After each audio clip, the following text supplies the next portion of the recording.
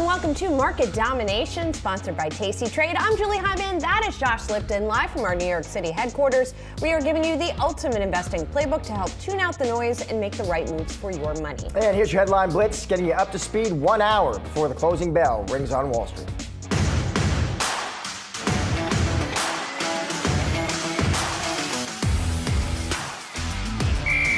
Heading into this quarter, the big question was going to be on credit. And were we going to see real cracks in the armor? And we haven't. I mean, really haven't seen any real deterioration, both from the commercial lending segments or the consumer lending segments. So a lot of holding up and signs of pointing to either a soft landing or almost a no landing scenario, which is very encouraging for the U.S. economy and certainly bank stocks. One of the key themes that we're watching for this quarter is that we're expecting to see kind of that growth gap between the mega cap tech stocks and kind of the other 493 start to narrow. And I think we're kind of getting to that moment where this is not necessarily that inflection point for the other 493, but you want to start to hear the commentary get a little bit more positive about what's to come.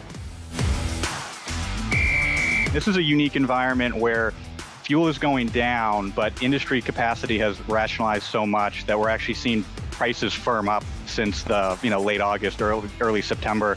That's very rare for airlines. Usually fares and fuel tend to move in lockstep together. But given the profitability problems that some of the laggards in the industry, we're in this nirvana-like moment for the airlines where fuel's falling and prices rising.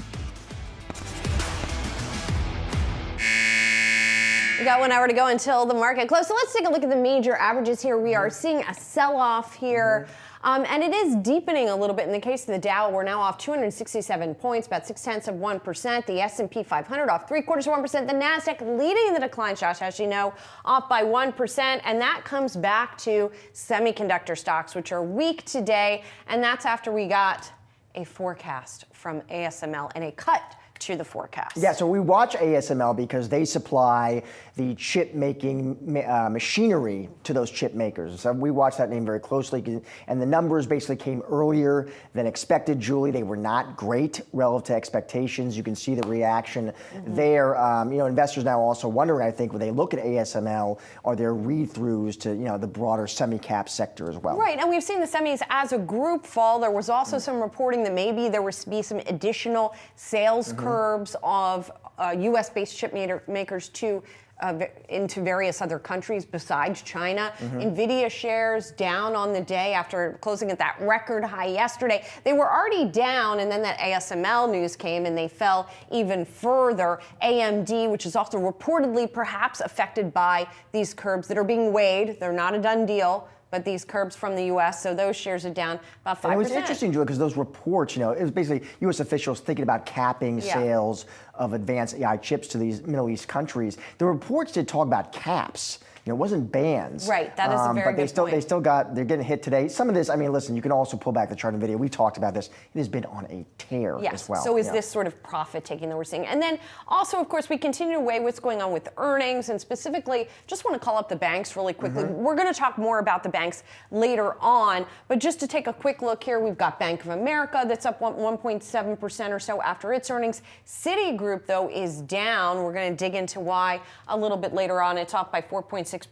And Goldman Sachs, not doing much of anything, actually. Whoops, I misfired and did Morgan Stanley, but Goldman Sachs up about 1/3%. We're going to be digging into these. But, of course, as we get further into earnings season, you don't always have one theme that's pushing stocks in a given day. You have a lot of individual movers. So that's what we're seeing, at least among the financials. Our own David Hollerith, great column on the banks. I thought David summed it all up really well. And he pointed out a couple of themes, one of which David talked about was just sort of the optimism we heard from banks about the start of this Fed rate cutting cycle, what it can maybe mean for deal making going ahead. Yes. Seems good things for Goldman, for example. For sure. All right, chip maker ASML, let's turn to that name, weighing for sure on semiconductor stocks after trimming its 2025 guidance amid chip sector weakness. ASML's surprise guidance cut in its earlier than expected third quarter report, sending other chip stocks lower. Nvidia among the list of semiconductor names under pressure today, slipping back from its freshly minted high. Here with more is the Futura Durham Group CEO Daniel Newman. Dan, it is always good to see you. Let's start with ASML, Dan, because listen, we got those numbers. They leak early. They are not great relative to expectations. You can see investors reacting. Walk us through those numbers, that report, Dan, and what you made of it. Yeah, I thought there was a lot of takes out there. I didn't see a lot of great ones, Josh. I was actually a little surprised. Now, there's two sides of this, right? You guys were talking about, is there a single stimulus or a single factor driving this next wave of earnings? And of course, we know AI has been the big trigger. So you see a lot of selling going on around Nvidia and AMD, and both of those companies are on an absolute tear to the upside because of their newest AI GPUs. I don't think what ASML came out with is actually negative for the AI trade. In fact, their CEO said that when he came out and made the announcements, talked about the strength of AI. But what we did see is a bifurcation. We see this, this kind of lagging recovery that's going on with some of the more traditional communication networks, industrial and IoT chips, even PCs and devices. We saw some early shipment data on these AI PCs maybe not being as strong, but that data center AI number wasn't affected. So seeing Nvidia sell so hard in a reaction to it kind of was surprising to me. I think some of the other areas could have sold, but Nvidia, I think to your point, maybe it was just more about the run up and people just looking for some sort of reason to sell. Well, and a lot of the commentary I was seeing, Dan, around ASML is that the shortfall is coming from the likes of Intel and Samsung backing off of their capital expenditures rather than sort of less spending for the most advanced AI chips. I mean, but let's face it, besides Nvidia, a lot of the chip industry still gets most of its revenue from non-AI, right? Yeah, there's definitely an impact, Julie, about how the overall, like I said, things like PCs, mobile devices, automotive, are they impacted here? We've seen, as we've tracked a number of the companies, in FPGAs, in PCs and devices, in communications networks, all have said slow recoveries. We heard from companies like Marvell and Lattice Semiconductor, slow recovery in sort of core parts of the business, but their core business now is AI. So I kind of looked at it as a two-sided argument. I think there's some strength in AI, but these are big, expensive capital purchases with a longer foresight. So what I do think the market got right was that recovery is slower, and that means that investment in capital equipment is slower, and clearly not being able to sell to China is going to have an impact on ASML as well. Let me ask you, Dan, these reports that U.S. officials are thinking about capping sales of advanced AI chips to Middle Eastern countries. Those reports did seem to highlight, Dan, the consideration here is it's caps, not bans. But I'm curious what you make of those reports, what you make of that news. What would that mean for, the Nvidias, the AMDs, the Broadcoms? Yeah, I'm glad you called that out, Josh. There's a couple of different forces here. I mean, one, of course, it's doing the right thing in the world, making sure that, our diplomacy, that geopolitics are managed, that we, of course, are not outfitting and arming the, negative or bad actors out there in the world. At the same time, we also have the U.S. trying to maintain technology leadership. And as we continue to enable, and we've seen Middle East make massive investments in GPUs, they're building these huge data centers. They're obviously energy rich, so they can make big investments there as well. The U.S. wants to make sure it maintains, its technology leadership there. So you've got kind of these two forces. We see what's going on in Taiwan and the Strait. We know what's going on in the Middle East. There's a lot of geopolitics, and we know AI is going to be the next big economic war. The winner does sort of take all, Josh, in this particular case, and the U.S. doesn't want to be in a position of weakness. So it's got to play both those sides. And of course, we've got an election going on, so there's a lot of politics in play here. Let me ask you, Dan, I've seen some chip analysts say that even the actual bans we've seen over the last couple of years haven't had, in their opinion, that much of an overall impact, given just the broader, robust AI demand environment we find ourselves in. Is that your take? Yeah, we tend to agree with that. Of course, we've seen the tuned down chips that have been made for China. Those have sold pretty well. That's a bit of a moving target. We've seen those numbers change. We also know, of course, there's gray market access. That's something that's been an issue in this industry forever, hasn't completely been subsided. And the overall demand right now with these 5, 6 hyperscalers making mega infrastructure investments, we don't see that going away. And Nvidia can only make so many chips, AMD only so many of their GPUs. So they're really hitting their stride, they're hitting capacity, and there's so much demand within the centers of where they can sell. But I think at some point, not being able to address that China market is going to be substantial. especially as we ramp up and especially as we see more capacity, which we're seeing more memory, we're seeing more AI chip capacity from TSMC, from Micron and others. But this news from ASML gave us maybe a balanced moment to reflect on where we're really at there. And just one more specific question about ASML and sort of the way the news came out, because ASML was planning to release its earnings tomorrow, and something happened. It mistakenly released them today. How much does that also sort of play into the negative feeling around the announcement, in addition to the actual cut? Yeah, I feel really bad for however that happened. I mean, that happens very rarely and in rare cases. Of course, I think the overall market response probably would have been fairly similar. I think it definitely set the market in a bit of a spiral. It gave some foresight into what's going on in the semiconductor space. And I think overall, as you would have weighed this out, Julie, we would have found that the market would have responded roughly the same. Of course, the day overall was a bit more negative coming in. But this was a big inflection, and it says, oh my gosh, the recovery across these other segments isn't happening as fast. And heck, maybe that's the reason why, we have Intel and AMD announcing exciting partnerships today. I'm kind of joking, but as you see, the semiconductor news can happen really fast and things can change really quickly. Indeed, and so can market participants' opinions about them. Dan, thanks so much. Appreciate your perspective. Thank you. Well, as we've been talking about, U.S. stocks broadly are lower today as investors reacted to that negative chip news, as well as reacted to those individual earnings reports. For more on the markets as we enter into earnings season, let's welcome in Dan Gentner. He is Gentner Capital Management CEO. Dan, thanks for being here. So, as I was talking about earlier, as we get further into earnings season, usually you don't have sort of that overall macro narrative. It fades into the background a little bit, and you get more more individual stocks moving. But overall for the earnings season, do you expect to see sort of continued move upward in the stock market broadly? Yeah, Julie, we do. We're looking at overall that we think we're going to end up probably about somewhere, market's estimating about 275 as you go through this year and into 2025, and we're a little bit below that, more about 255 to 260. But that momentum is going to continue, as we get reports now for what's happening as we go into the fourth quarter. So we think overall this year we're still going to see a 6 to 8% momentum. You're just not seeing the economy really roll over. The Fed is giving us an indication by being a little more aggressive than they normally are by going 50 basis points at the first stab at it. But you're seeing consumption fall off. We're seeing some of the data that's beginning to slow, but nothing's falling off a cliff, and it looks like we're going to have a good holiday season. So, we don't see any huge surprises out there as we're going forward into the fourth quarter. Is your take, Dan, it seems to be like other strategists, listen, valuation may be a bit stretched here, but as long as earnings grind higher, we're in a good spot? Yeah, I think so, Josh. And I think the thing for people to look at is that the biggest change that we had in the third quarter in particular is that the market really has broadened out dramatically. I mean, it's one of the first times that, you saw that overall value was up about 8, almost 9%, and growth was up 3%. And even though that's rotating a little bit here as we begin the fourth quarter, it's mainly Nvidia. That's really what's driving it. So you're seeing a much broader market. You're seeing other sectors that are really getting involved. And I think the big difference is that when you look at the S&P and you're looking at it on a dollar-weighted basis, then it's very different at about a 21.5 PE than looking at it equally weighted, which is about 16.5.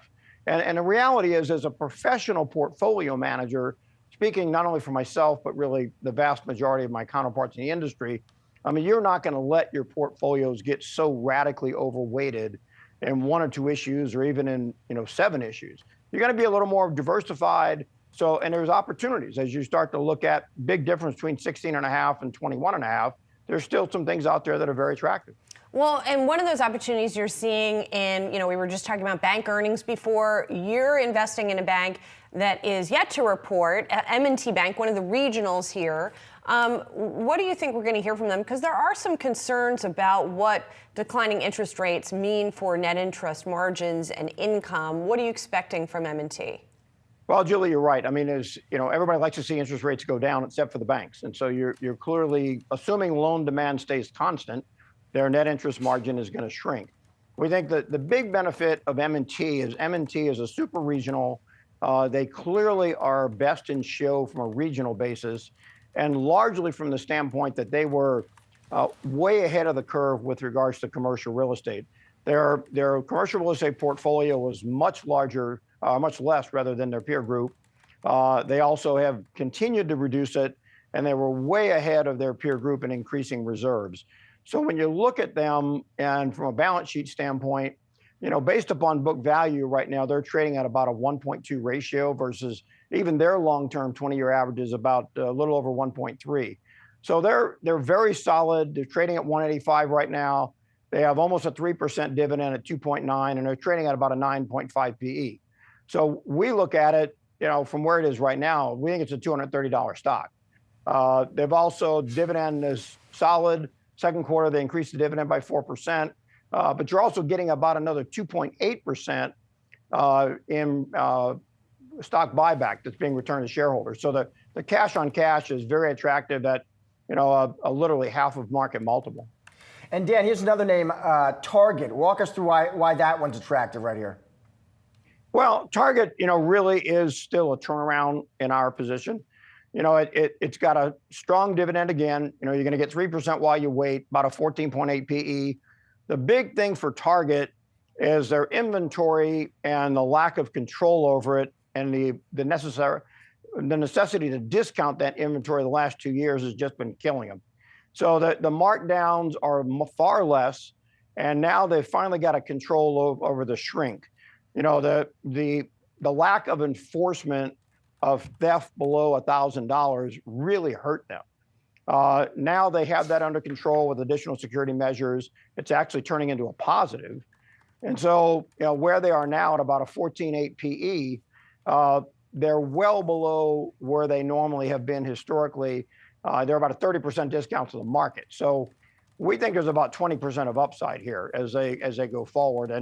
And they're well below their competitor group. I mean, Walmart's at a 20-year high.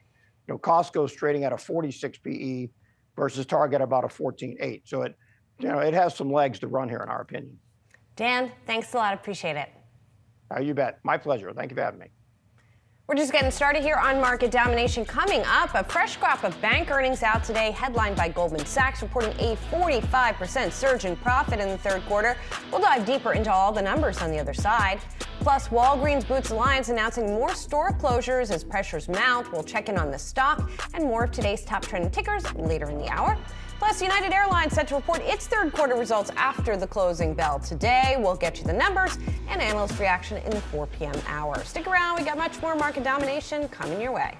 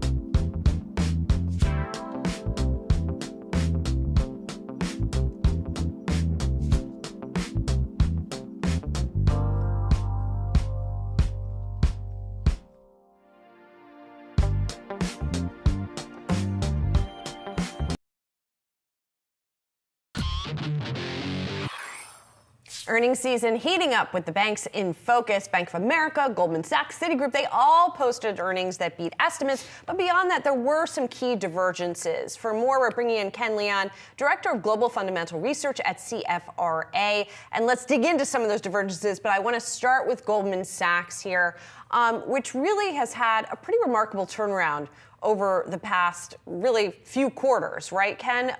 So what do you make of it, and do you think it is sustainable for that company? Yeah, it's great to be here. So a few weeks ago, we went to a strong buy from a buy. Goldman is focusing on its core businesses. What's in the rear mirror has been that failed consumer strategy, including credit cards. So as we look ahead, the core businesses have opportunities for growth well into 2025-26. We did see confirmation that investment banking has done exceptional in debt underwriting. It has improved in equity underwriting. And then M&A is following, but we expect as rates stabilize, there's going to be more transactions. The pipelines are significant. The other part of the Goldman story is, and this is where you get a higher share price or multiple revaluation higher, is durable businesses and asset management and wealth management.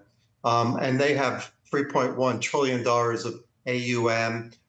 They're in all different aspects of asset management.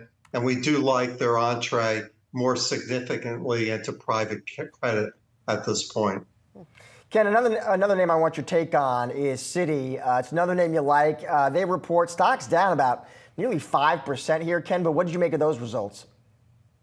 Yeah, so Citi, I think investors really are thinking we're in the third quarter of the game of a turnaround, not the second quarter. The numbers weren't bad, but the immediate performance of Citi still seems to be a little sluggish. The intermediate, of course, is a streamlined bank, one that's watching expenses. It's rid itself of consumer banks outside the U.S., and it has still a pretty significant institutional treasury service business. It wasn't good enough today, and I think part of this was the messaging from senior management that still talks about a multi-year transformation, one that you'll see the results in time and into 25 or 26. But I think the tone of the call really wasn't well received, and that's why the stock is down. And then there's Bank of America, which reported profit fell, but it didn't fall as much as estimated. Net interest income was down. And I want to get to that net interest income question because, you know, in theory, you get rates going down, that causes maybe some challenges for the big money center banks because they're not collecting as much on loans. What do you think we're going to see from Bank of America and more broadly from the banks? It's been sort of mixed on that net interest income question. It has, but it really isn't too relevant for Morgan Stanley or Goldman Sachs, where it's about 14, 15% of total net revenue. Bank of America was 54%, Citi at 74%.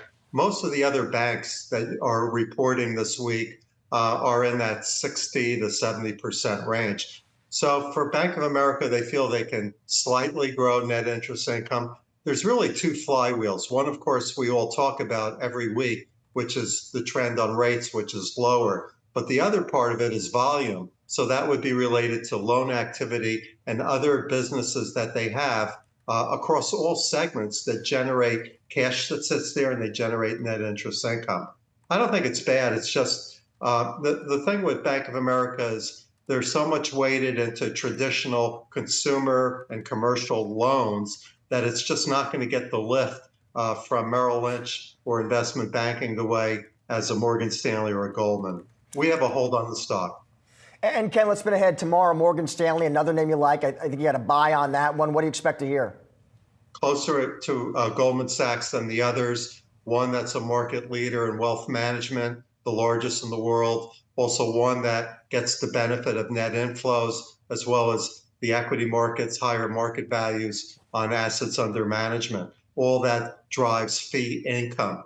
Morgan Stanley also has the opportunity to be in the position to take advantage of equity underwriting. What's unclear is really if they can play or participate in principal investment like private credit. This is an exciting area that the private equity firms have, the Blackstones, KKR, et cetera, that I cover. A lot for investors to chew on in all these earnings. Thanks a lot, Ken. Appreciate it.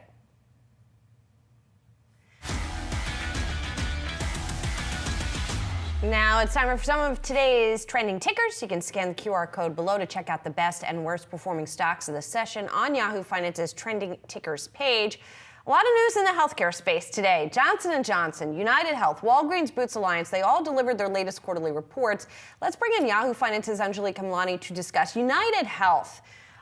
Let's start there. I personally think this is the most interesting of the three to really dig into. Guidance there disappointing Wall Street. The company spending more of its premiums on care, and investors not happy about it. They're not. And this is something we actually knew was kind of coming down the pike and are finally seeing it in United. We're going to definitely be hearing about it throughout this earnings season on all the insurers' calls. It has a lot to do with Medicare Advantage, the excess payout that they've had to really deal with when it comes to that balance of premiums, specifically because of increased utilization of healthcare services. We've been seeing that throughout the year, and that has been pressuring all the insurance stocks for the year. In addition to all that, we've seen increased pressure from Medicare itself, the government agency, changing the rules and how they really track reimbursement, and that's setting up for even more pressure for the coming year. Meanwhile, we also know that the insurer has had a lot going on behind the scenes when it comes to the utilization and the way that it is shifting how its users utilize care, whether it's turning inwards. There have been some negotiation breakdowns as well. So a lot going on behind the scenes. And this is just the story of the year for health insurance. We've seen that the built up needs of the post-pandemic era, what we thought was going to come out really in the year following the pandemic, is now actually starting to build up, in addition to the increased population aging and the needs there. So you're seeing sort of a multi-story issue coming to a head here for health insurers, namely United Healthcare. Despite the beat on numbers, you're seeing that stock under pressure, as you just saw on your screen, for the entire day because of that. And then, Anj, on the flip side, Walgreens Boots Alliance seeing a nice lift post-earnings today?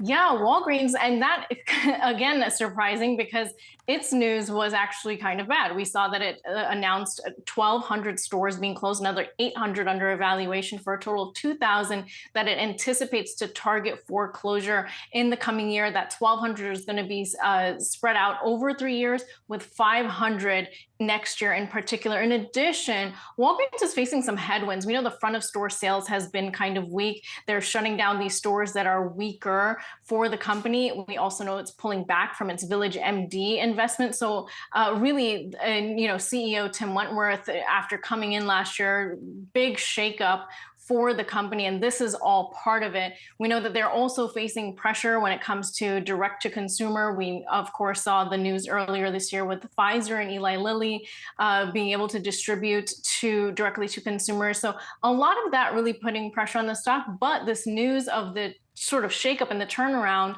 that CEO Wentworth is signaling seems to be pleasing investors, especially after the years of pressure the company has faced. As part of that, also, in addition to the stores and all that, they've also managed to reduce debt by $1.9 billion. That's net debt. And so that's another call out from today's earnings that we saw. And lastly, but not leastly, Johnson & Johnson, the company topping Wall Street expectations for the third quarter, but still dealing with talc liabilities here. But it seems like they're starting to move past that.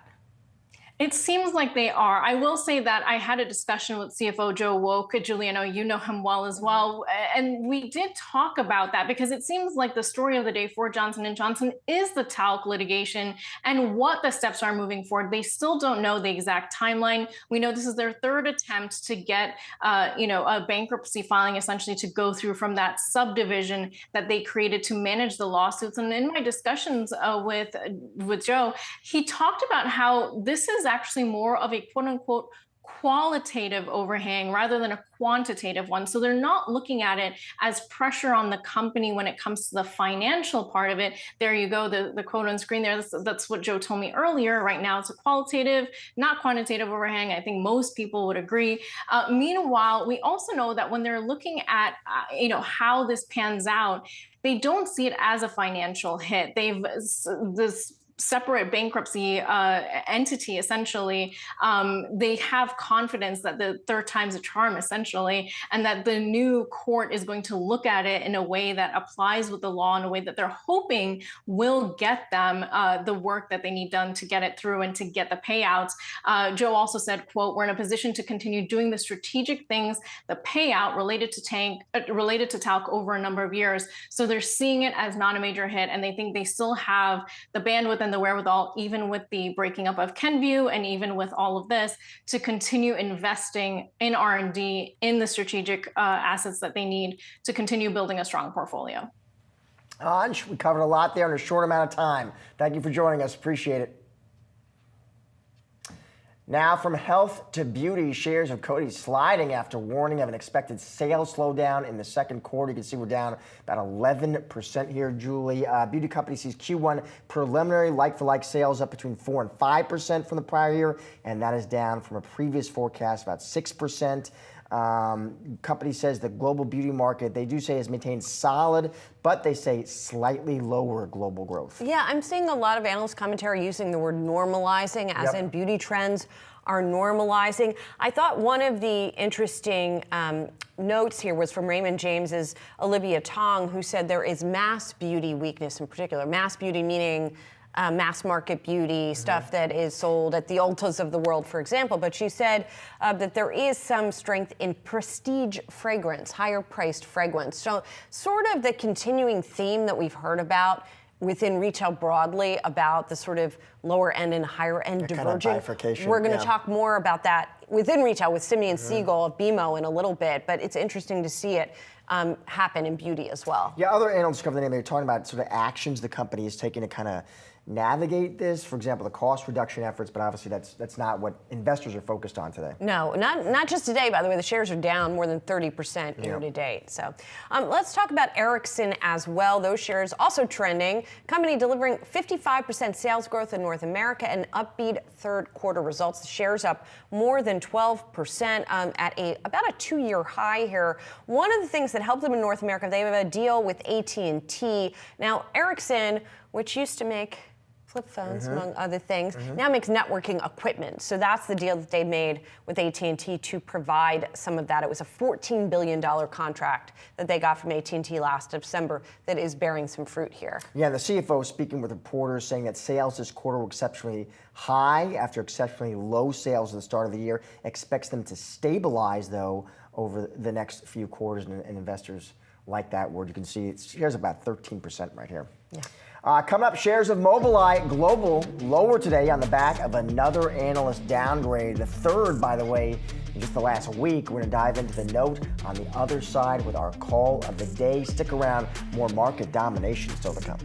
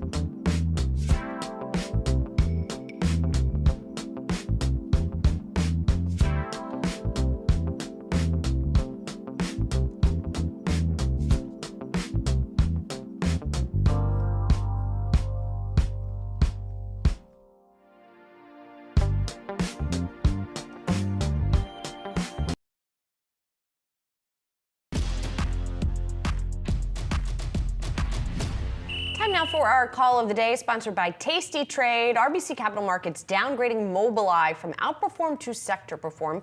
This is the latest downgrade. It's the third in about a week for the autonomous tech driving company.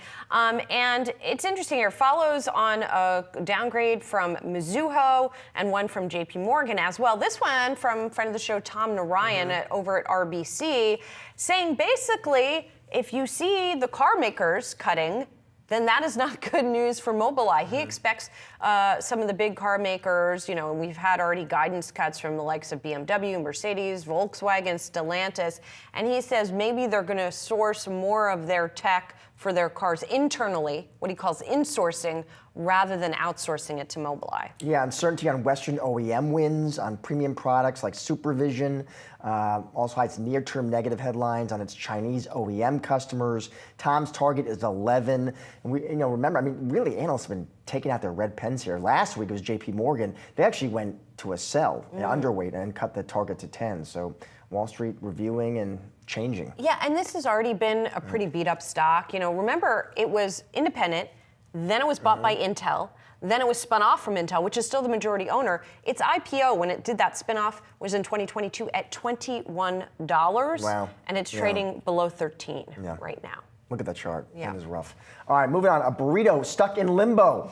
That's where one analyst expects Chipotle stock to remain trading until a new CEO is announced and a path becomes clear. For more, let's welcome in Danilo Gargiulo, Bernstein Senior Analyst, U.S. Restaurants. Danilo, it is good to see you. Maybe you start here. I'm curious, Danilo, when you're talking to investors and you ask them their thoughts on interim CEO Scott Boatwright, what do they say? What's the feedback you get? Yeah, I would say Scott has definitely the reputation of being a good potential successor to Brian Niccol. There is some recognition that the bulk of the work on the throughput expansion at Chipotle, so the speed up of the operations, was spearheaded by Scott. He was the executive in charge of the optimization of the store operations. So there is definitely some, vote of confidence from investors, but there is some hesitation until he gets announced as a permanent CEO, as well as lays out the 3 to 5 year strategic shift that Chipotle might be embarking on. And in the shorter term, Danilo, the company is set to report its earnings on October 29th. And you're saying we could see comp sales growth for the third quarter of 6.3%, which is a little bit of a trimming of your prior forecast, but still 6.3% is pretty relatively strong. But why did you bring down your estimate a little bit? Yeah, I would say in general, what we are seeing, even as we are having the read across from other consumer companies and read across from other restaurant companies, it seems that the seasonality is stabilizing. The kind of inflow or the increase in sales that we were expecting to see maybe in September didn't materialize to the same extent that we were hoping across the consumer space. So it's rebounding strong for companies like Chipotle, which is obviously a company that operates in the fast casual space, which is more protected from the low-income consumer softness that we're seeing across the consumer companies. But the trends, despite being strong, maybe had not accelerated to the extent that we would have hoped by this point. So that's why we knocked it down a little bit compared to our previous estimate of 7%. And Danilo, just talking about valuation here, you like the name, so you obviously still find it attractive? Mm-hmm. Yes, absolutely. I think, look, if we consider stocks that are going to be growing in a decelerating environment, clearly Chipotle is one of those. It's also a company whose growth horizon seems to be accelerating over time. If you think about the return on investment capital, the return on the marginal unit that Chipotle is opening is actually greater than the return on the average store at Chipotle, because they found their niche. They found their niche in some smaller towns. They find their niche into attracting a new set of consumer that is giving them the extra boost in sales and the ability for them to be penetrating the United States even further. So it's very rare to see growth companies continuing their steady trajectory in the United States and globally. And Chipotle is one of these rare cases.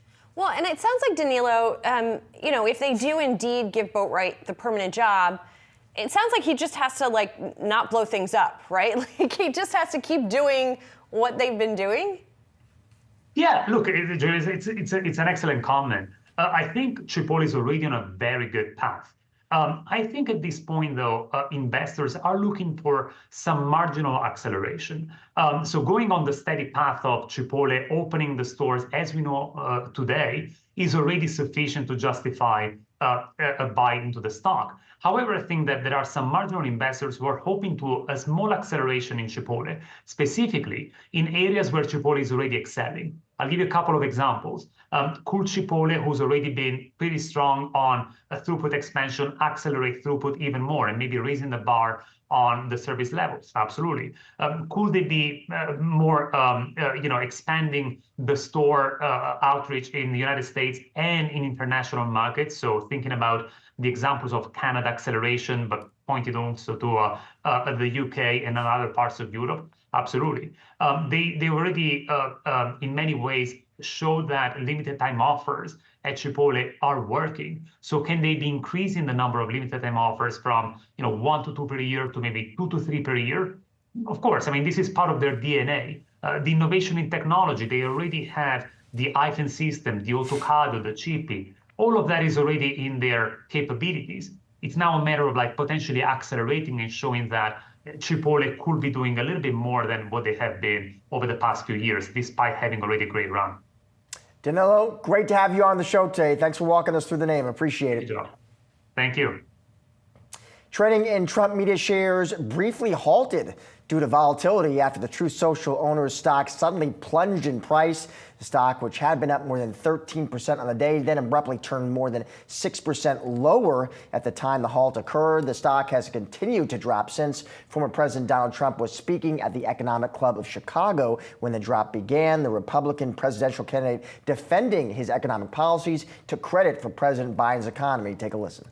At the moment, there is a thing called the Trump trade in the markets. Do you know what that is? The Trump trade is very simple. People are betting that your policies are going to drive up debt, they're going to drive up inflation, so they're going to drive up interest rates. Are the investors wrong? Yeah, I had 4 years no inflation. But that was when you had much. I had 4 years. It's better than that. And Biden, who has no idea where the hell he is, okay?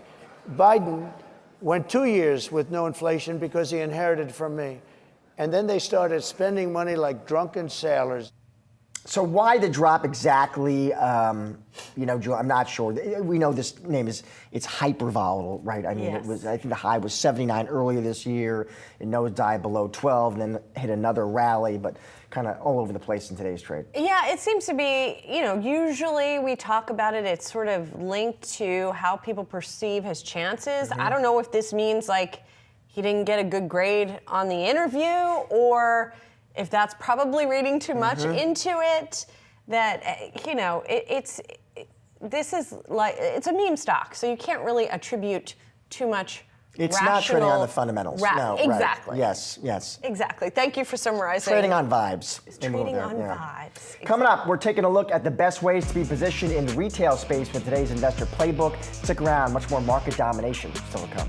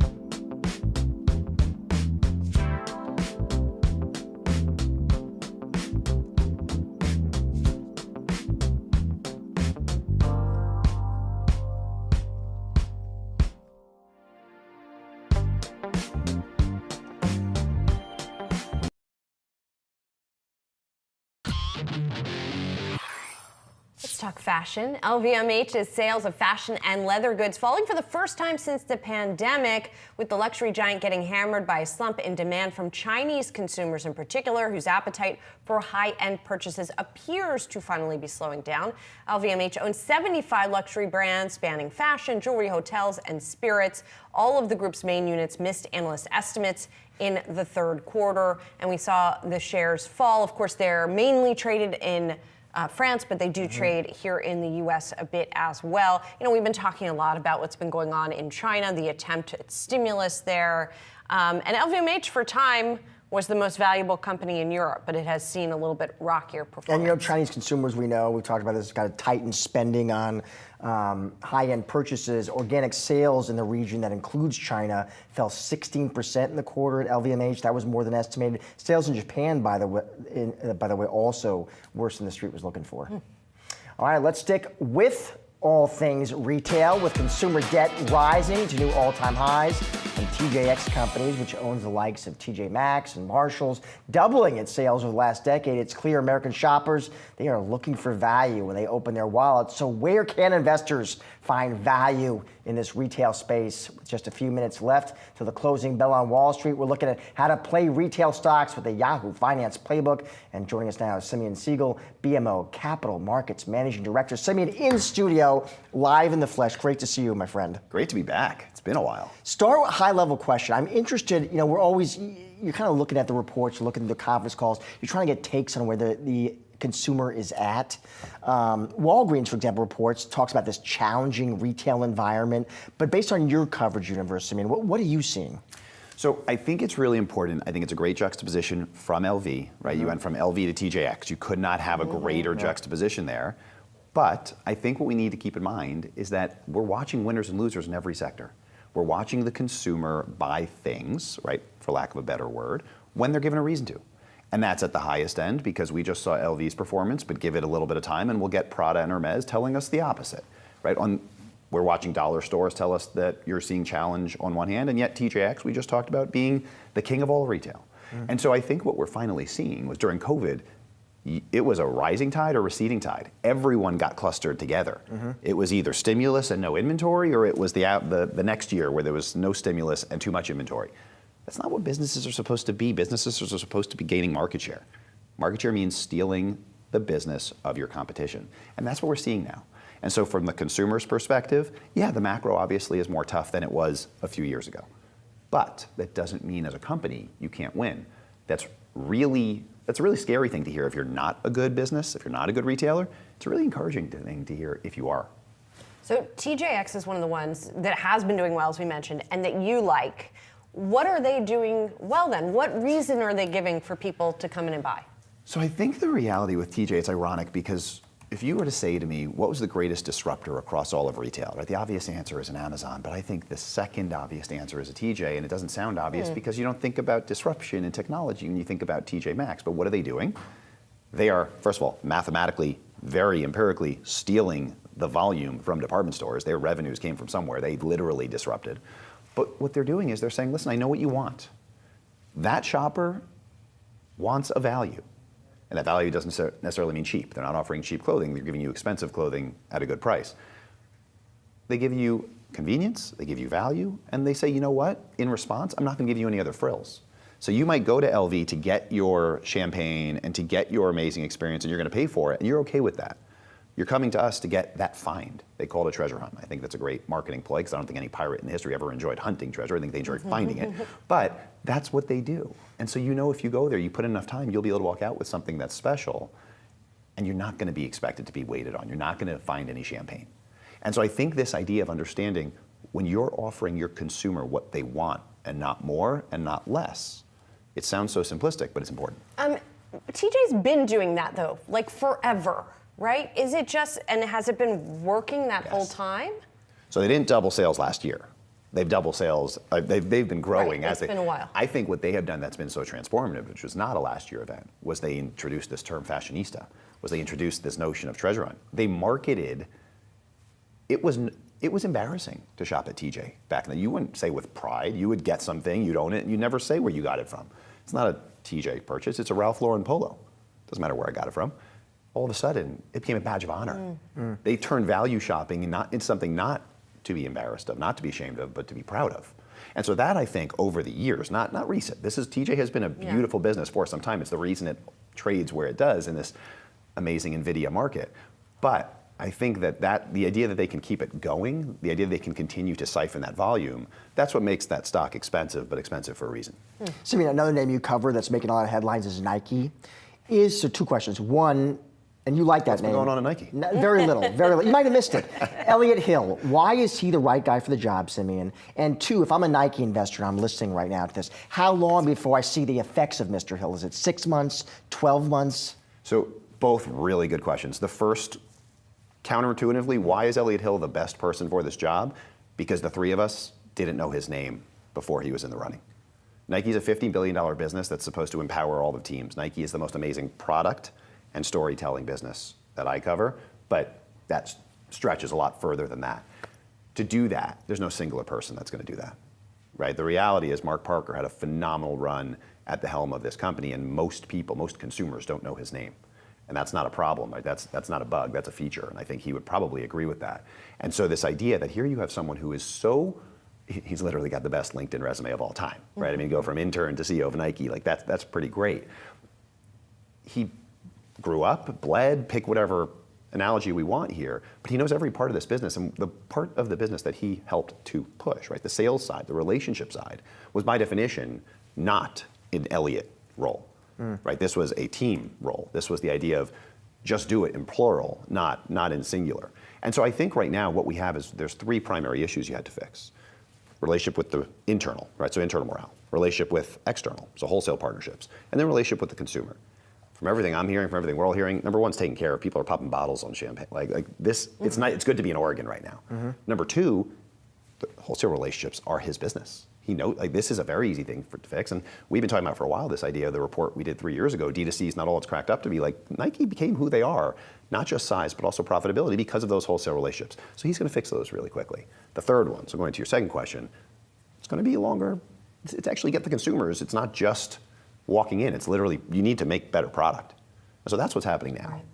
There will be a lead time there. And so whether it's a year, whether it's 18 months, we will see what that is. The question is, do you get the leash? Does the stock move on the multiple rather than the numbers? Because people say, listen, I'm watching the internal morale improve. I'm watching the relationships with wholesalers improve. And I have faith that it's gonna work. Exactly. All right, we gotta leave it there, unfortunately. Come back soon, please. Great to see you guys, as always. always. Good to see you, Simeon, thank you.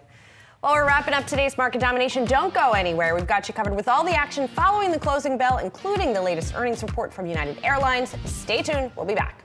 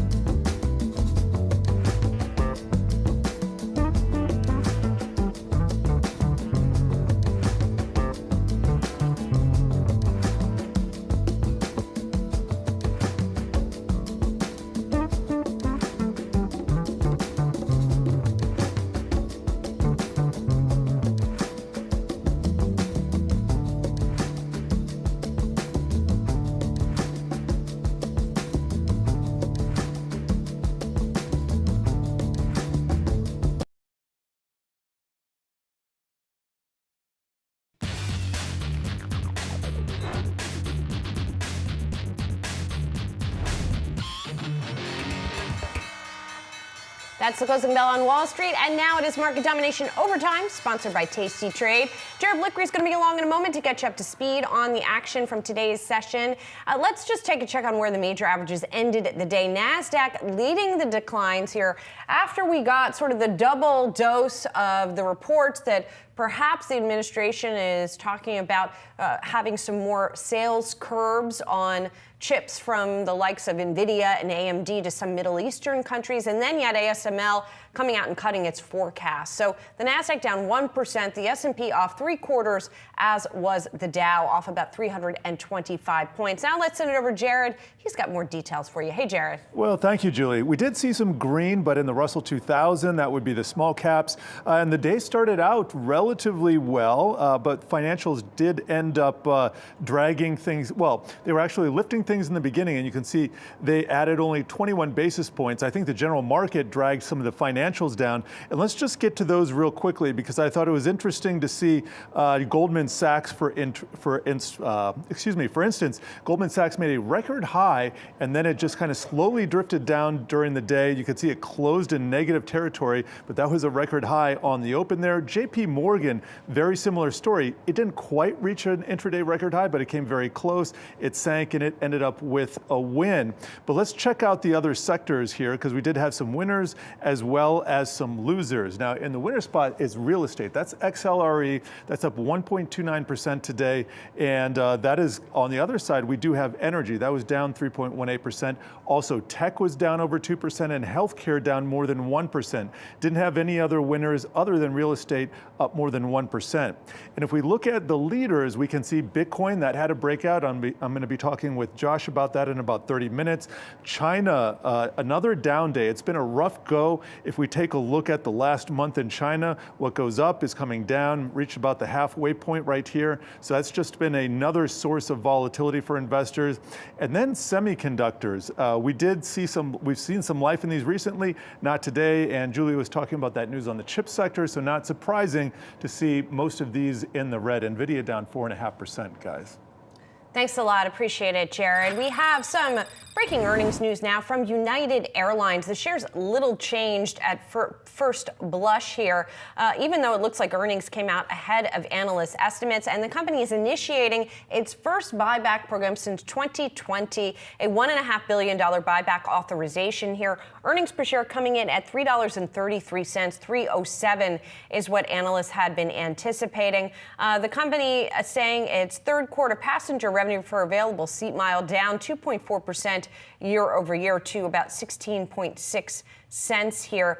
Operating revenue at $14.84 billion, that ahead of estimates. So we'll keep digging in here to see, what stands out and why the shares might not be reacting a little bit better. Remember, too, heading into this report, Julie, the stock was just on a tear. Right? It was up more than 50% this year heading into this print. Right now, we're down about 0.7%. Just some more commentary from the CEO, Scott Kirby, saying, as predicted, unproductive capacity left the market in mid-August. We saw a clear inflection point in our revenue trends, he says, that propelled United to exceed Q3 expectations.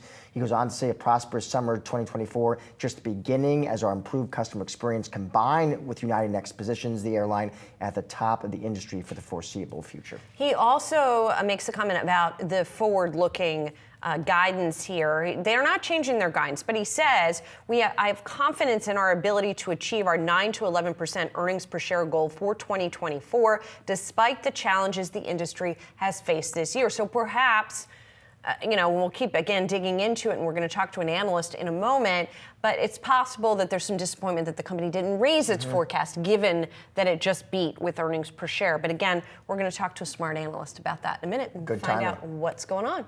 All right, the market's record run taking a breather. The broader market dragged down by tech after weak results from ASML came out early. Investors also keep an eye on the Fed. San Francisco Fed President Mary Daly saying Tuesday the Fed is likely to keep on its path of rate cuts. But our next guest thinks that's the wrong move. Joining us now is Ed Yardeni, Yardeni Research President. Dr. Ed, always good to have you on the show. Thank you. Let's start with the Fed, Ed, and I'm just curious what you think. What does the path and trajectory of cuts do you think look like from here? What should it be? Right. What do you think it actually will be? Well, I think the consensus is that in November, at the November meeting, that they will cut by 25 basis points, and that they might follow up again in December with 25 basis points. I'm in the none and done camp. I don't know how many people are in that camp, not too many, but I think that the economic indicators are going to continue to be better than expected. I think that when we look through some of these inflation indicators, we'll conclude that, yes, indeed, we've made a tremendous amount of progress and we're heading in the right direction. But if the Fed eases too much, then the decline in inflation might actually stall somewhere north of 2%. In other words, mission hasn't really been accomplished just yet. And I think the 50 basis point cut was premature. I think 25 would have made more sense. So I think they're already ahead of the curve and they don't have to move again over the rest of the year. So I guess the question is, Ed, if they do move twice more, 25 basis points each time, or they don't move at all, or they move once, is there much difference in what stocks do in each of those scenarios, or do you see them going higher kind of no matter what? Yeah, good question. Well, when the Fed cut by 50 basis points, we thought it was going to be 25. When they did 50 basis points, we raised our subjective probability of a melt-up from 20% to 30%. So I think that if they continue to move here over the rest of the year, I think we'll be continuing to talk about a melt-up. I think you said that the market was taking a breather today. We're taking a breather because we thought the market would get to 5,800 by year end, and here it is over 5,800, but we're not convinced that it's got a lot more upside because valuations are stretched and you got to give earnings a chance to catch up. I know it's early days, Ed, in the earnings season. I'm curious, though, what do you make so far of what we heard, and what are your expectations going forward for corporate profit growth?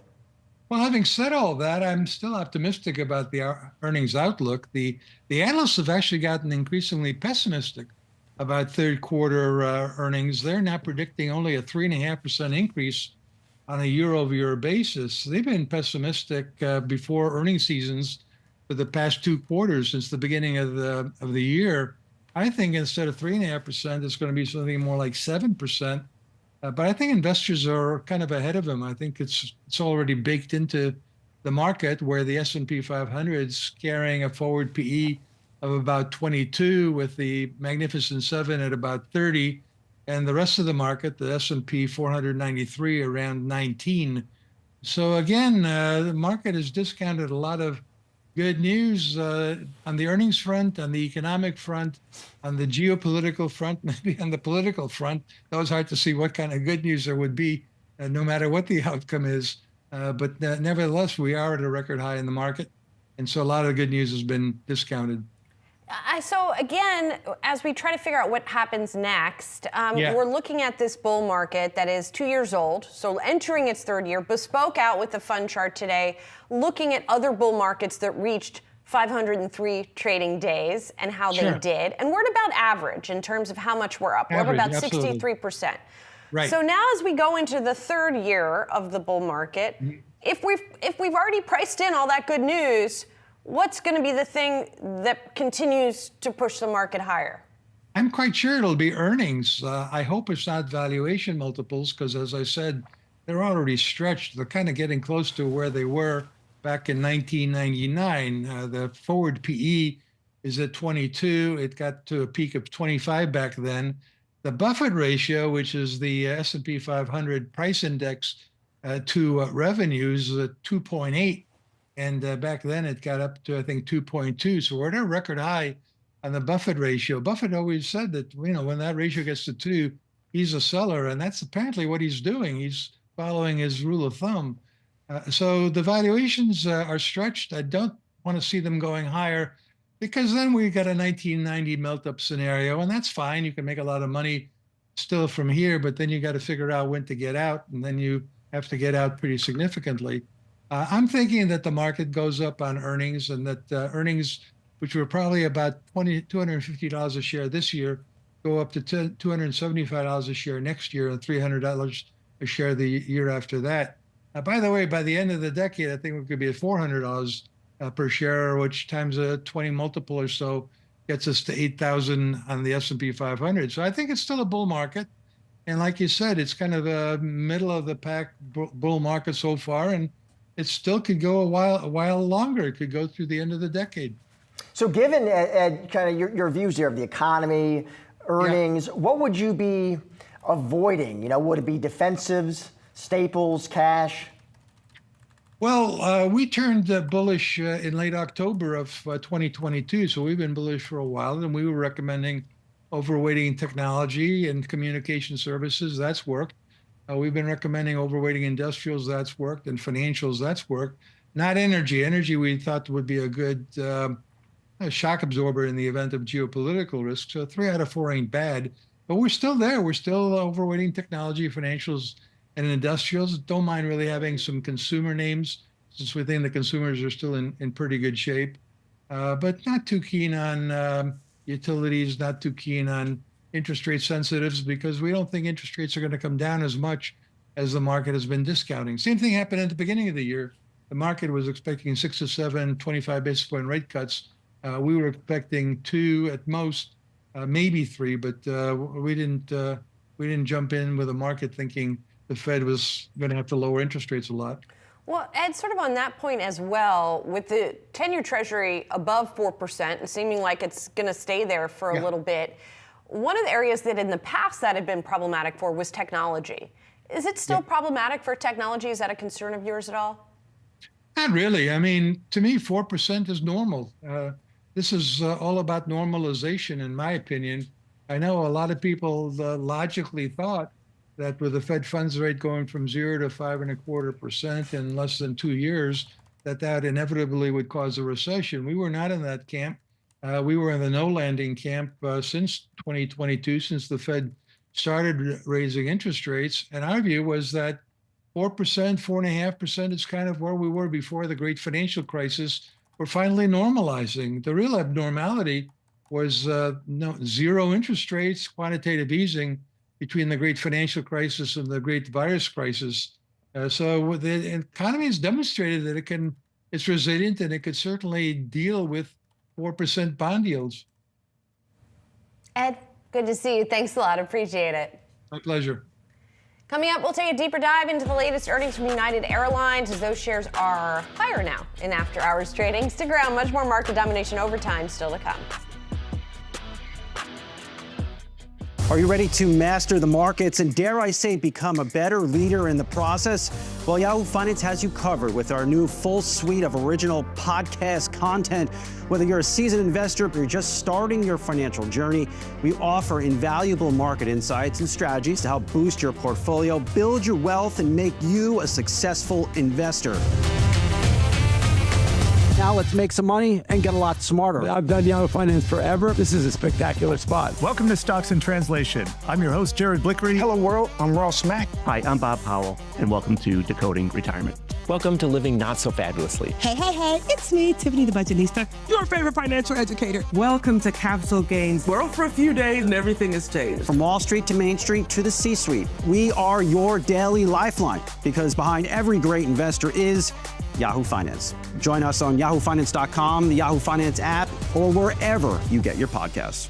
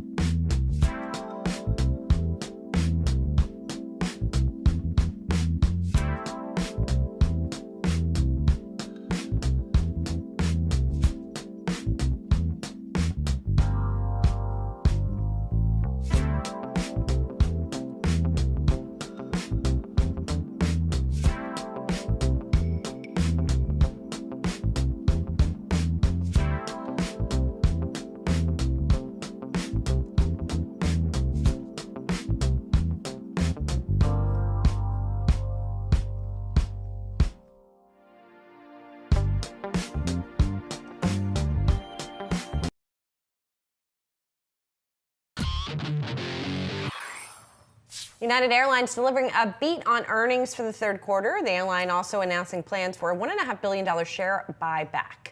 United stating it's now in a position to add share repurchases as they continue to invest in and deleverage the business. Third Bridge Global Head of Analysis Peter McNally joining us now to discuss. Peter, so what's your big picture take here, and do you think that this was the right move for the company to reinstitute its buyback program? Well, first, I think, the results were strong. People want to travel, and United has executed. They haven't faced the operational problems, let's say, like, Delta did this summer with the CrowdStrike outage. So the results are there. The situation at Boeing may turn out to be a bit of a blessing for United, that they started the year out with a CapEx number that was going to be like $9 billion. It probably comes in something closer to 6.5, at the end. But the planes that they do have are flying, operations are good. As we said, and, maybe they're not adding as many new aircraft to the fleet as they had anticipated, but the ones that they have are serving the right markets at the right time, and they're delivering earnings and now some buybacks. Peter, Delta Airlines CEO was talking to Yahoo Finance, and I thought it was interesting how he talked about the election, Peter, and how that can kind of cause some consumer choppiness, how the election can actually impact consumer spending. I thought that was interesting. I just want to get your take on that dynamic. Is that what you see happening? This is the kind of thing we're going to have to see sort of in hindsight. It's not really certain that every 4 years we don't have a whole lot of data to go by to say that this is going to happen. Is probably going to affect the domestic market, which is about 60%, a little less than 60% of United's revenues. So they'll be a little less impacted maybe than their peers.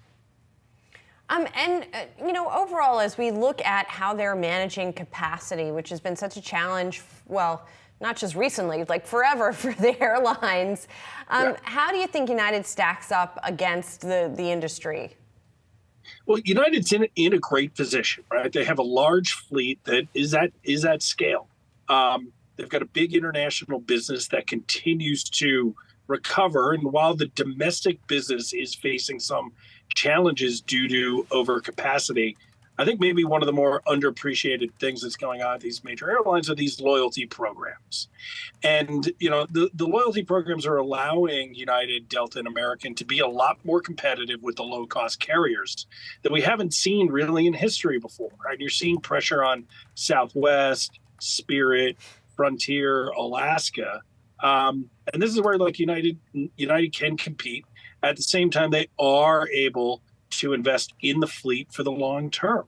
So they're able to walk and chew gum here, and United's in a great position. How does the United balance sheet look like versus peers? Well, I think it's a great vote of confidence here in this, in this buyback. As I said earlier, the lower CapEx due to fewer deliveries from Boeing is turning into maybe a bit of a blessing, right? The first 6 months, I haven't seen all the data yet from Q3. They generated $3.4 billion in free cash flow. If they had been spending on track, that number probably only would have been $1.4 billion. So with continued execution here in the third quarter, this balance sheet continues to improve. Eventually they are going to spend this money on those new planes. It's a big part of the 2026 United Next strategy. But in the meantime, balance sheet gets better. It's not quite as good as Delta, but it's certainly better than Americans. And Peter, switching gears, I got it. Now that we have you, I have to ask you about Boeing and the news that the company's going to be selling shares to raise around $10 billion. Is that enough of a bridge for Boeing? I mean, did it have a choice in doing something like this? And where does it go next? Well, I mean, here's the ultimate cop-out. It depends. Really, we don't know how long this strike is going to go on. Boeing was able to access the debt markets back in April. I mean, a maturity in 2064, and those bonds are trading higher from where they were issued back in April and May. But they will need liquidity. Now, there was an improvement in deliveries in the third quarter, but we know they're going to be a lot lower in the fourth quarter.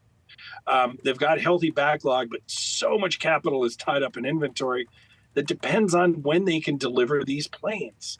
And there's still going to be a struggle to deliver, even if the strike gets settled tomorrow, because productivity dips going into these labor events. They're going to continue to have the FAA looking at their manufacturing processes, and then the supply chain continues to be a mess. There are a lot of defects that they've been dealing with for some time. That's not going to clear up, in the near term. So I think the run rate on the number of planes that Boeing is going to deliver whenever this strike, gets settled is going to be lower. And whether it's debt or equity, some amount of capital is going to be needed. And I mean, for this strike, for these negotiations, Peter, what do you think happens next? I mean, if you were Kelly Ortberg, what would be your moves? Well, it's hard to tell, right? In that the union leadership agreed to a deal, the week that the strike took place. It's just when they took that deal to the union rank and file that it got rejected. So there is a disconnect, and it makes it difficult, for the new Boeing CEO to deal with. They've made, they've tried to negotiate directly with the rank and file, but it's 30,000 people. It's hard to, it's hard to corral them. I mean, eventually everyone's going to have to get back to work. And they're going to get more money. It's a question of how much. Peter, always great to have you on the show. Thank you so much for joining us. Appreciate it. Great to see you.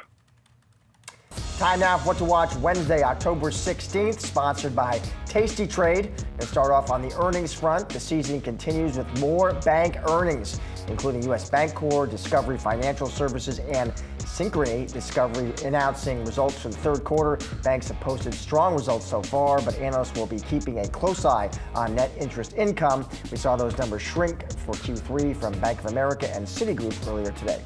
And sticking with earnings, we'll be getting some corporate numbers from Abbott, Kinder Morgan, and Prologis throughout the day. Kinder Morgan reporting third quarter earnings after the close. Analysts there expect the pipeline operator to benefit from long-term contracts, something that was also noted by Bank of America in a recent upgrade of that stock. And taking a look at the economy, monthly IPI data, that's the import price index, is coming out in the morning. Economists forecast that number to decrease by 0.3% for the second straight month. All right, that'll do it for today's Market Domination Overtime. Be sure to come back tomorrow at 3 p.m. Eastern for all of your coverage leading up to and after the closing bell. But don't go anywhere. On the other side of the break, it's Asking for a Trend. I've got you covered for the next half hour with the latest and greatest market-moving stories so you can get ahead of the themes affecting your money. Stay tuned.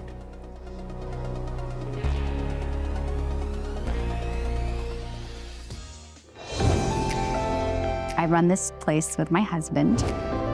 Talea is the only female-founded brewery in New York City. We opened our first location 1 week before the pandemic.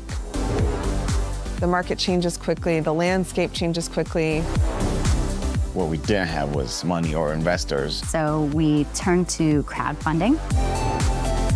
Every incremental sale that we make is a new door we're opening. We were able to raise about $30,000. You have to be able to persevere and take the leap. The plan is to get to 100 locations. We are here to expand the craft beer market.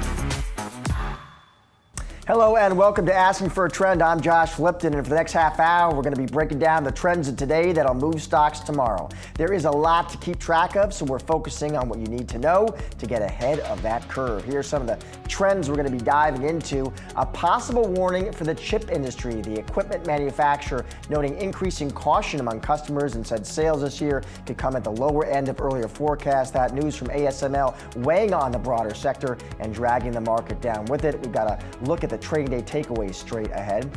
Despite the decline today, the bull market is entering its third year. We're looking at how this market compares to bull runs of the past in our chart of the day. Plus, wolf speed among the top trending tickers on Yahoo Finance today. That chip company is set to receive a $750 million grant as part of the CHIPS Act. The CEO joins us next.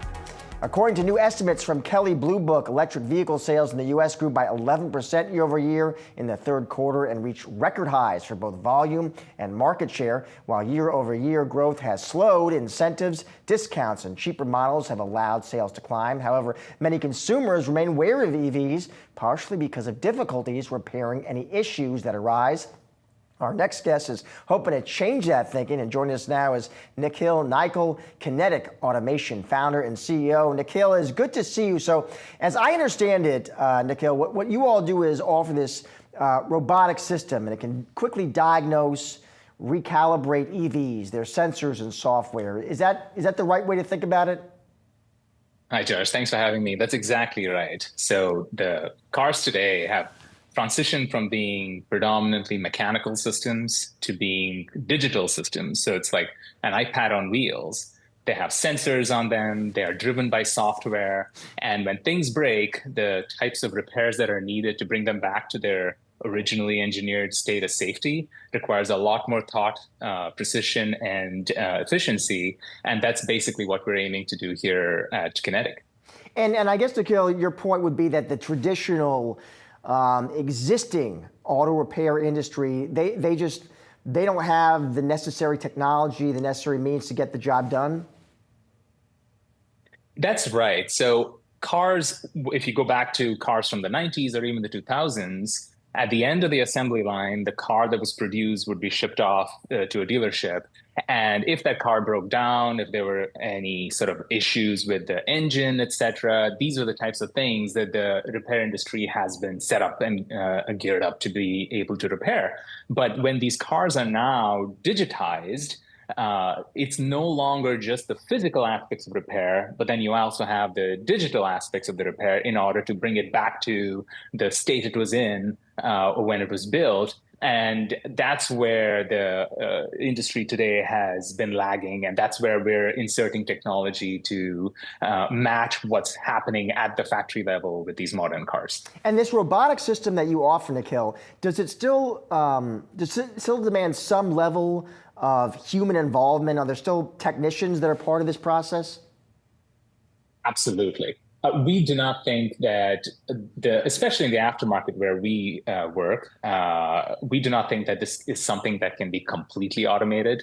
There's always going to be people needed because every accident is bespoke, right? And so there is a human element when it comes to repairing these cars. So even at our Kinetic hubs, we have really skilled technicians who are handling and helping with the diagnostics and initiating the robot actions.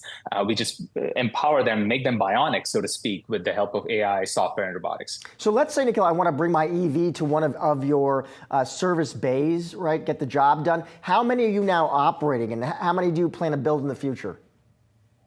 Yeah, so as it stands today, we have 5 of these locations. They're relatively new. We have 3 in Southern California, 1 in Las Vegas, and we just opened 1 in Salt Lake City in Utah. But we are expanding quite rapidly, and you should expect to see us in most of the country over the next 2 or 3 years. And do you work on all kinds of EVs? I mean, is it everything from Ford to Tesla? That's right. We work on all cars. In fact, Teslas aren't the only EVs that have sensors and are sensor enabled. You have a number of cars today. In fact, any new car that is sold comes, it's just table stakes today to have driver assistance features like blind spot monitoring and adaptive cruise control. And these are the types of systems that our hubs are equipped to be able to repair regardless of the vehicle make, model, or type. And Nikhil, we talk a lot about how EV sales growth, it's not what it used to be. Do you think, fixing EVs, which can be costly, can be challenging, is that part of the issue that you're hoping to address here? That's exactly right, Josh. So there has been a lot of emphasis on charging and charge stations and helping people get around their range anxiety. But there's the other element in a consumer's mind, which is who's going to fix this car and what is it going to need? It has all these advanced systems. What's it going to cost me? What's it going to do to my insurance premium, et cetera? And that's the second piece of it that has been under-addressed. And that's really what we're focusing on here at Kinetic. And our hope is this, combined with the rest of the infrastructure and the automotive landscape, can help build consumer confidence in electric cars. Your list of investors, Nikhil, it's impressive. I mean, you got Lux Capital in there. Of course, that's, all-stars like Josh Wolf and Peter Hebert. How helpful have they been in this? They were the first believers, actually, and the Lux Group, including Bilal, who is on our board, were the first to see the need for such a service and got really excited and backed the company, and they've been hugely helpful. The types of bets that they make tend to be things like Kinetic. They see that there's a real-world problem, and there's trillions of dollars of automotive vehicles that need maintenance down the line. So it's not just new things, but also maintaining and repairing existing infrastructure. And that's really why they invested in Kinetic. Nikhil, thanks so much for joining the show today. Really interesting story. Appreciate it. Thank you, Josh. Appreciate it. Stocks closing lower as traders digest earnings, including ASML, whose report sent chipmaker stocks lower across the board. Yahoo Finance's Jared Blickery joining us now with more on the trading day takeaways. Jared. That's right, Josh. Not the most favorable day for chips, but fortunately we got some market rotation to talk about, and that is what I've been writing about for the morning brief. Read it Wednesday morning. Financials, by the way, are leading in October. I'm going to put the sector action for the month of October here. You can see XLF clearly up 3.5% in the pole position. Energy, industrials, tech, all four of those are outperforming. And in fact, we've also seen consumer discretionary roar back. I like to use the August 5th low because that was kind of a market clearing event. You can look at any one of these. Let's just take a look at industrials here. I'll put a year to date on, and you can see the most recent spike down right here. It was a major low in all of these markets. Well, we've seen about 50 days since then, and that's what I'm measuring. So consumer discretionary, tech, financials, industrials, basically all of those up 15%. So for all the participation or the lack of participation we saw earlier in the year, we've seen breadth come back. What about Chinese stocks?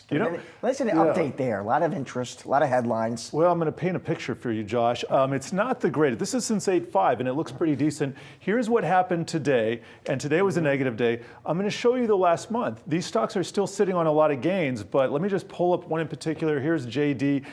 It really is an outperformer, but it's off of its highs there substantially. That's year to date. Take a look at Alibaba, and you can dial this down to a 1 month chart right there. You can see that's given up about half of the gains. It's been really difficult for investors investing in China just because there's so much vicissitudes there, and also you're just at the whims of the Chinese government. So that is what it is. All right, Blick report number 2. We are looking at oil and inflation are diverging. So if you look at the bond market, we talk about the 10-year yield. There's actually two different components of the yield. And the 10-year is at about 4% right now. So we have the break-evens, which is inflation expectations, and then you have the real yield, and sometimes that's called the TIPS yield. Now, what I want to establish here, this goes back to the second quarter of 2023. This shows WTI crude oil in purple, and we were lifting off these lows recently, but we came back down, and you'll see that the U.S. Treasury 10-year break-evens, those are inflation expectations,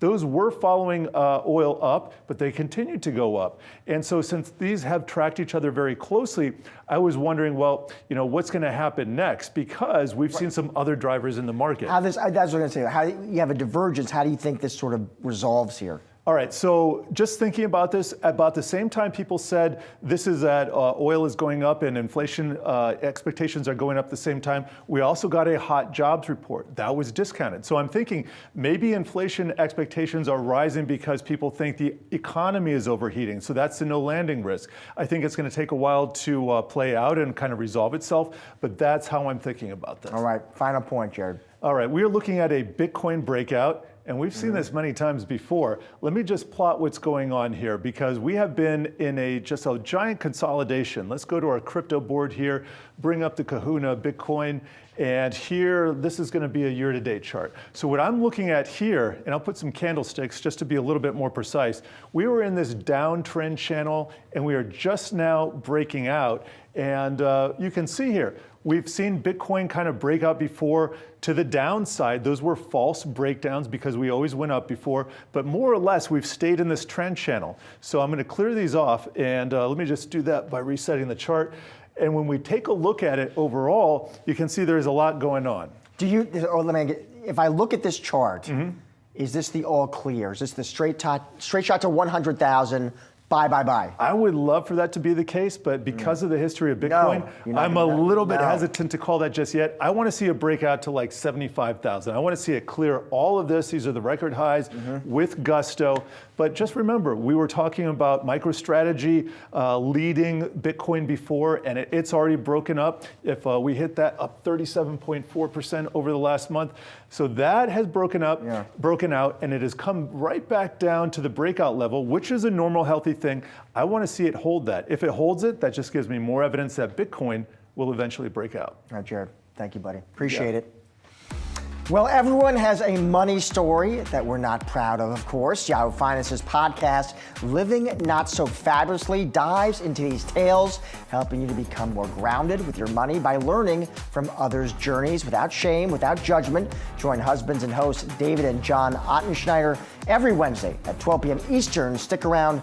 More Asking for a Trend right on the other side. Are you ready to master the markets and, dare I say, become a better leader in the process? Well, Yahoo Finance has you covered with our new full suite of original podcast content. Whether you're a seasoned investor or you're just starting your financial journey, we offer invaluable market insights and strategies to help boost your portfolio, build your wealth, and make you a successful investor. Now let's make some money and get a lot smarter. I've done Yahoo Finance forever. This is a spectacular spot. Welcome to Stocks in Translation. I'm your host, Jared Blickery. Hello, world. I'm Ross Mack. Hi, I'm Bob Powell, and welcome to Decoding Retirement. Welcome to Living Not So Fabulously. Hey, it's me, Tiffany the Budgetista, your favorite financial educator. Welcome to Capital Gains World for a few days and everything has changed. From Wall Street to Main Street to the C-suite, we are your daily lifeline, because behind every great investor is Yahoo Finance. Join us on yahoofinance.com, the Yahoo Finance app, or wherever you get your podcasts.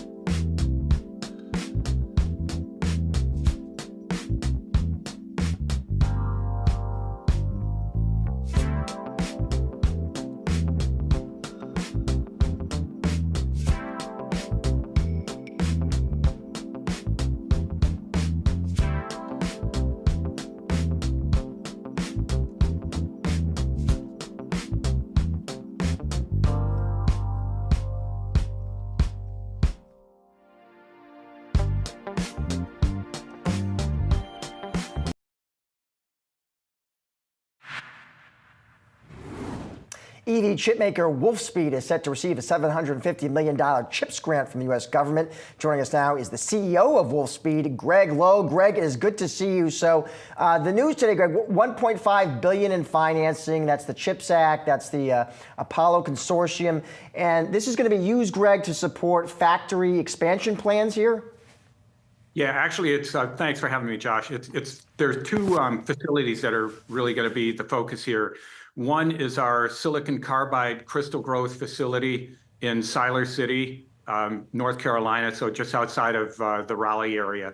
And that facility, we began construction about 1.5 years ago, and we're just starting the operation right now. We anticipate that we'll be qualified with those crystal growers sometime before the end of this year, and then start producing those crystals and turning those into wafers. Those wafers then feed our manufacturing, our wafer fab in upstate New York, in the Utica area of New York. That is the world's first and largest 200 millimeter silicon carbide wafer fab. Now, we've been in production with that factory now for about 1 year, 1.5 years. It's running fabulously, and now we're expanding that capacity. So both of these two sites, both here in the United States, are going to be recipients of grants for this technology. Greg, it's Julie here. So the grants that you're getting, does it help speed things up? I mean, help move things along? What does it do for the efforts that, as you say, were already in the works? Yeah, so I would say a couple of things. First off, the United States produces most of the silicon carbide in the world. We are the largest producer, and Coherent is the second largest producer, and they're out of Pittsburgh. So the United States together has about 75% share of this. This infusion of capital will allow us to expand our capacity and really drive scale, which is really important because, that'll help keep the advantage of this technology in the United States. Now, the Chinese are very interested in everything semiconductor, whether it's analog chips, digital chips, silicon carbide. So there's a ton of investment there. So this investment in what's currently the leading technology for the United States is going to help us maintain that lead and expand our capacity. Greg, I'm curious, as you build out these factories and you build out this footprint, are you able, Greg, to hire all the people you need? Are enough people with the skills, the background, the resume that you're looking for? Well, we began workforce development 7 years ago, teaming up with local community colleges, technical schools to help take some of our employees who are operator and make them transition them to technicians and so forth. And then finally, we've got really strong partnerships with many universities in upstate New York, and that includes Cornell and Rochester and SUNY Poly and a number of different schools up there, as well as NC State and a variety of different schools in the North Carolina area.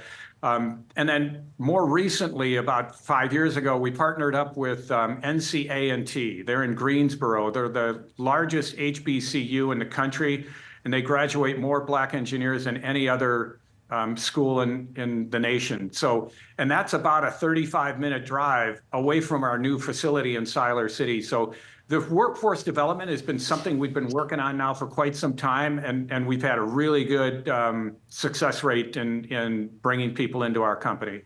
Greg, it's really interesting to hear you talk about this pipeline and also about that this is sort of a native to the U.S. industry, right? The silicon carbide industry. As you know, there's a big effort underway to reshore other industries, related industries like chip making, to bring them back to the U.S. What would you tell those companies? I mean, it's been a tough road. It's been an expensive road for many of them to try to rebuild some of these industries in the U.S. What could they learn from what you guys have done? Well, I think the semiconductor industry is definitely taking a very strong position of rebuilding that capability here in the United States, and I applaud all of our colleagues in the silicon side of things. On silicon carbide, we decided to keep this technology in the United States. All of our own manufacturing is in the United States. We decided to do that because of the worry about trade secrets, intellectual property, et cetera. So it's just something that has been part of our DNA since the founding of the company nearly 40 years ago. And we've just said, look, this technology is too important, and we just can't have it, manufactured outside the United States, especially in Asia. But I would say that, I applaud the rest of the semiconductor industry for, repositioning and reshoring. I think there's been a lot of really good progress on that as well. Do you think, you think about the CHIPS Act, of course, Greg, designed to bring chip manufacturing back to America. On that point, I'm just curious, do you think we're ever at a place where we're truly independent here in the U.S., or no, we'll always be somewhat reliant on Asia and Taiwan specifically? I think economies around the world are too intertwined to be completely independent. So I don't anticipate that. But you don't want to be completely reliant on somebody either. So I think there's a balancing act there. I believe in trade, and I believe in cooperation, and so forth. And so I think the economies of the world really are too independent to have that as a goal. But I think it's really important that we reshore some of the semiconductor technology, some of the silicon technology, and we amplify the success we've had in silicon carbide in all these years by investing in it, as the Commerce Department is doing right now with the CHIPS program. Final question for you, Greg. I'm just curious whether you think there's any kind of election risk for your company, depending on who moves into the White House and the ultimate composition of Congress. The CHIPS Act was a bipartisan deal, and both parties are very, very focused on securing national interest and economic interest by bringing the semiconductor technology back to the U.S. and making sure that we have a strong standalone semiconductor industry. You meet thousands of computer chips every day in your normal business. Companies can't work without them. Machines don't work without them. So this is a fundamental technology that we need to make sure the U.S. has a very good, strong hold on. Greg, great to have you on the show today. Thanks so much for joining us. Appreciate your time. Thank you very much, and have a great rest of your day. You too. Coming up, we're celebrating the 2-year anniversary of the current bull market by seeing how it stacks up against runs like this of the past. Stick around. More asking for a trend on the other side.